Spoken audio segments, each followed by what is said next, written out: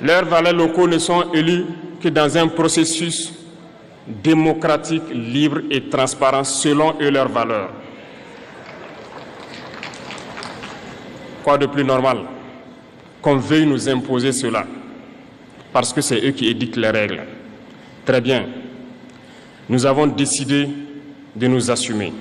Voilà pourquoi un 26 juillet 2023, lorsque le Niger a décidé de tourner la page, les esclaves de salon et leurs maîtres sont montés sur les grands chevaux. Ils ont mis leurs valets locaux en avant et ont décidé de mener une guerre contre le peuple nigérien. Nous avons donc dit, quiconque osera s'en prendre au Niger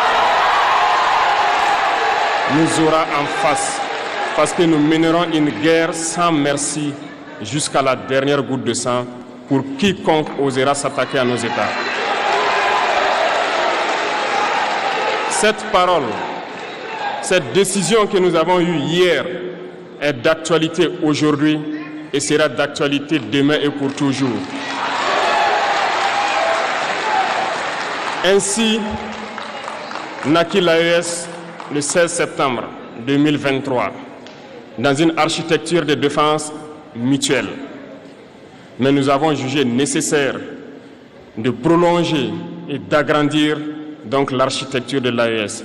Ce qui nous rassemble aujourd'hui doit nous permettre d'aller sur d'autres terrains en plus de la défense, notamment les finances et l'économie, les infrastructures, la santé, l'éducation, bref, j'en passe. Je souhaite donc que ces moments soient pour nous une histoire que nous allons écrire pour l'AES, mais surtout pour l'Afrique et pour le monde entier.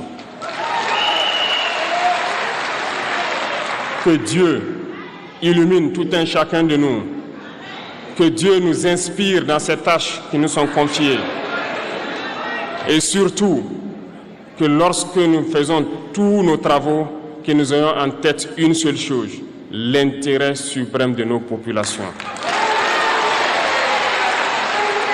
Sur ce, nous prions encore une fois de plus, bon Dieu, qu'il nous accompagne tous dans nos différentes tâches, qu'il protège nos combattants qui, grâce à eux, nous permettent d'être assis ici et d'échanger autour de l'avenir de nos États.